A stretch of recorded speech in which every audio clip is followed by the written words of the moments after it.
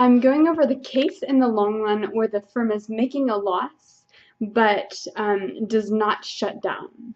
So we have our cost curves set up as usual, where we have our marginal cost for the single firm, average variable cost, and average total cost. And the area in which we're going to make a loss but not shut down is in between this point, which is going to be the long run marginal cost, long run average total cost, and long run marginal revenue. And this point, which is our shutdown point. It's going to cross somewhere in between there. So we're going to draw a straight line, and that line is going to be our marginal revenue line, meaning for each unit we produce, we're going to bring in $10 if the market price is $10. So of course marginal revenue is market price. That's how much we bring in, is how much we can sell it for, and we can always sell it for exactly the market price if it's a perfectly competitive industry. So we can project that marginal revenue over onto our industry demand curves and industry supply and demands, and we know that this is the current market price.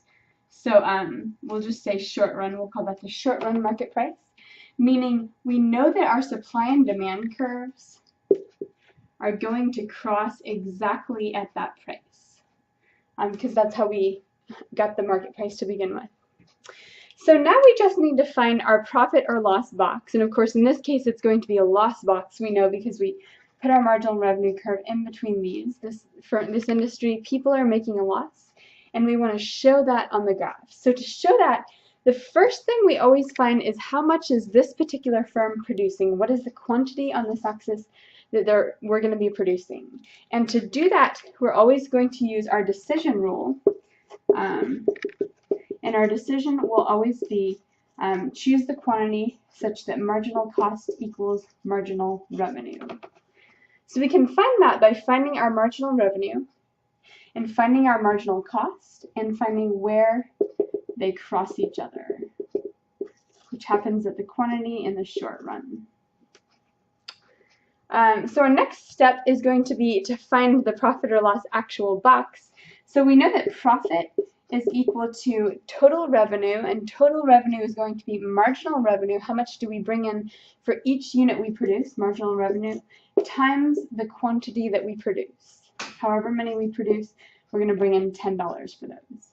So it's total revenue minus total costs. And total costs are going to be the average cost for a unit, average total cost, times the quantity we produce.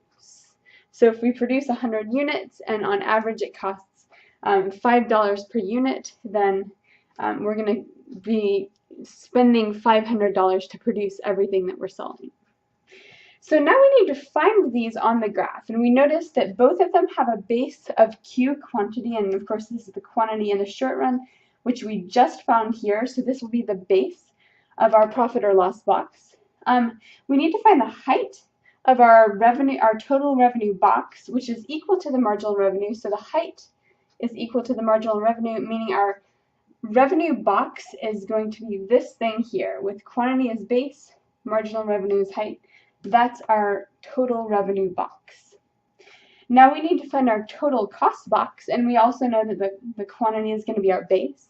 The height of this one is probably the trickiest part of this. We have to find what is our average total cost at that quantity. So we can't find the average total cost over here or down here. We need to find the average total cost at this specific quantity. That's the step that most students mess up on. So we need to find our quantity, and at that quantity, we're going to find the average total cost at that quantity, which is way up here. So we can project that, and we know that our total costs we're spending are the quantity we produce times the average cost per one of those units.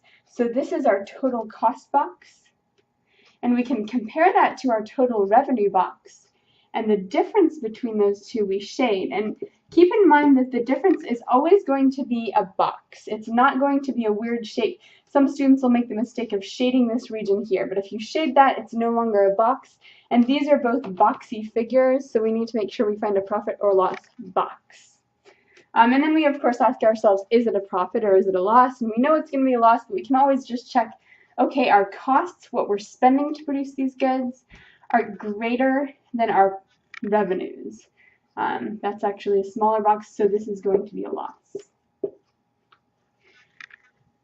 We're not shutting down because we're at least recovering some of the variable costs by staying open or by producing above zero in the short run. So now we've figured out what are our losses. We figured out everything that's happening in the short run, and now we want to find what happens in the long run. And to do that, we definitely know that firms are going to look at this, and some of the firms that are making a loss, we remember this is a representative firm, some of those firms are going to start to go out of business. And as they do, that supply curve we know is going to shift in. And of course, we know if the supply curve shifts in, then the market price is going to raise, and that's going to help all the firms who are staying in the industry. So where does it go in the long run? And let me just use a different color to illustrate this. In the long run, it's always going to go where marginal revenue equals average total cost. Because at that point, when we choose this quantity, our total costs are exactly equal to our total revenues. So profits are zero, economic profits are zero, and that's what happens in the long run. Economic profits reach zero. So how do we get our industry supply curve to that point? Well, we need to project that, so we know that this is going to be the marginal revenue curve in the long run, marginal revenue in the long run. And if we project that over onto our supply and demand curve diagram, we know that this will be the market price in the long run. So of course we can figure out industry supply based on that. We know if this is our market price and demand doesn't change, that hasn't been specified in the problem, then our supply must be shifting in exactly until we get this equilibrium point. So that's what happens in the long run when there is a temporary short run loss.